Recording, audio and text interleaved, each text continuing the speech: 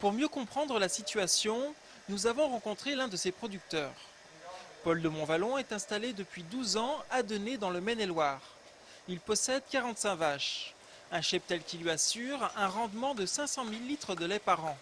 Ce quota lui permettait jusqu'à présent de s'en sortir, mais depuis quelques mois, les pertes s'accumulent.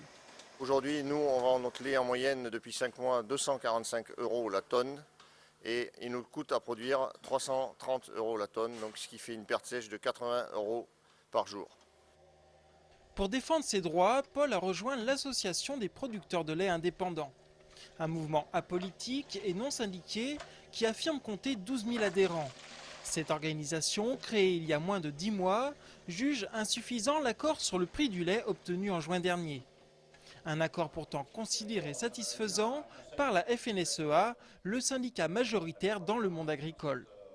Nous sommes aussi conscients des difficultés des agriculteurs et c'est pour cela qu'on a obtenu une première enveloppe de 30 millions et aujourd'hui on travaille pour obtenir une autre aide des pouvoirs publics et une prise en considération des banques pour pouvoir passer ce cap difficile.